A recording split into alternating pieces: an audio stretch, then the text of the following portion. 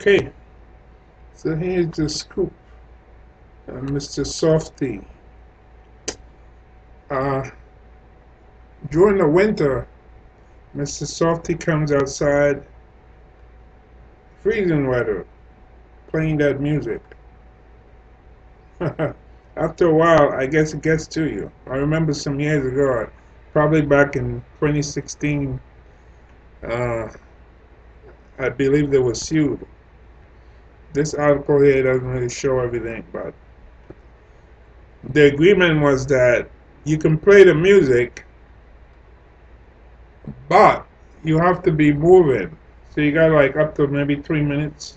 You play the jingle, and then you have to stop. You have to cut it off. So, however, you can move, you can keep on moving, move the truck, and I guess maybe that's not good for business. Now, I never filed a complaint against them. I realize that people need to make a living, but I think they ought to get the message that nobody wants to hear this over and over, especially when you listen to the evening news or you're looking at something on the television and you need to hear what they're saying. So this says Mr. Softee may fall under cone of silence. Now this article is from June 8, 2004. In the New York Times. Let me move up.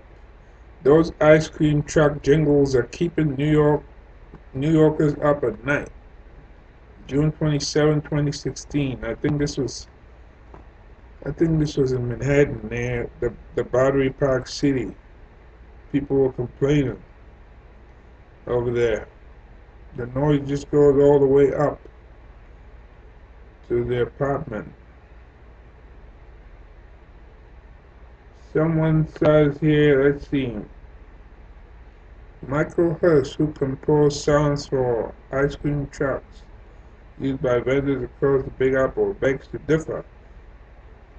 Why, of course he begs to differ because he composes songs for ice cream trucks. He said, I love the sound of an ice cream truck jingle. It's nostalgic. Of course, when you hear the sound of an ice cream truck, you're writing songs for ice cream truck. That means money. Jingle, jingle, jingle. I would vote for a ban on Harley Davidson. That's the motorcycles.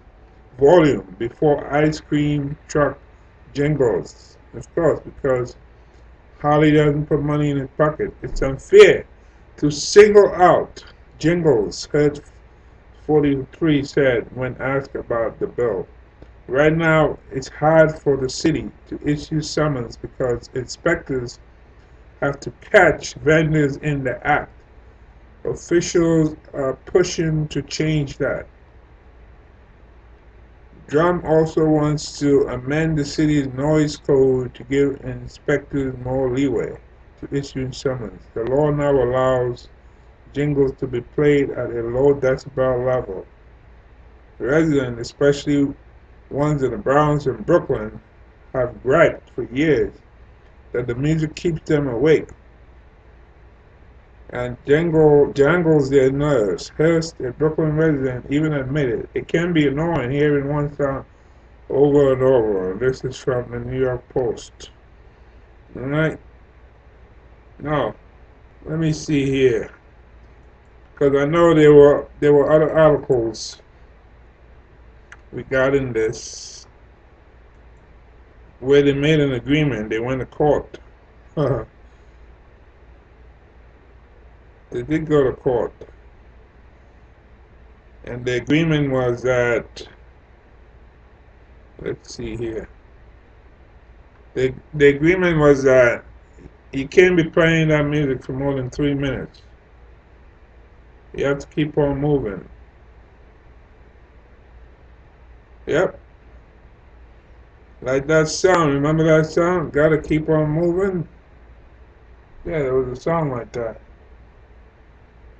I got to keep on moving.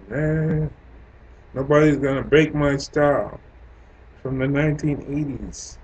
I gotta keep on moving. All right.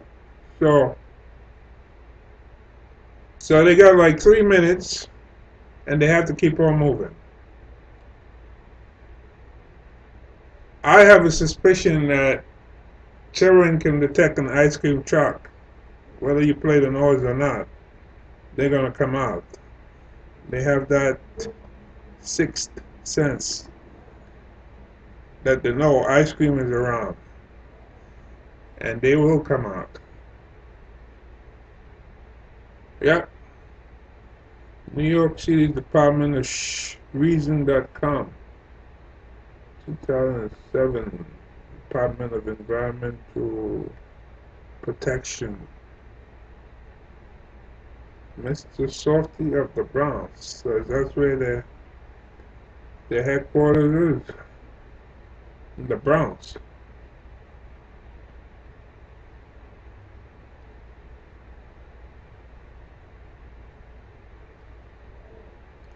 Yep.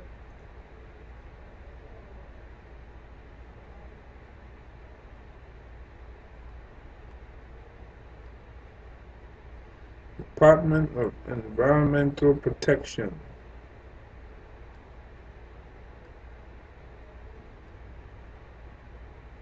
A fine of $350 he got.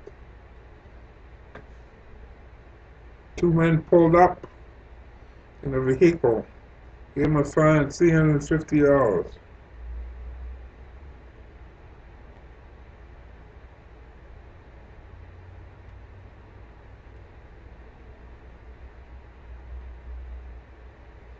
Says while New York City's crime rate, and this is going back to 2004, has consistently fallen in recent years, has it become so safe that thousands of regular police officers are relegated to chasing packed ice cream trucks? Well, those are not regular police officers. Those are part of the environmental agency. Granted, they're also targeting barking dogs, heavy construction, garbage trucks, nightclubs, personal stereos, poorly muffled motorcycles, and loud air conditioners are all covered. So 894 noise complaints in 4 years can now compete for the attention of New York's finest, with 2,340 filing complaints of the previous week. Lesson: while catching murderers, thieves, and rapists is important, it is not nearly as lucrative as turning off grandma's air conditioner in the middle of the summer.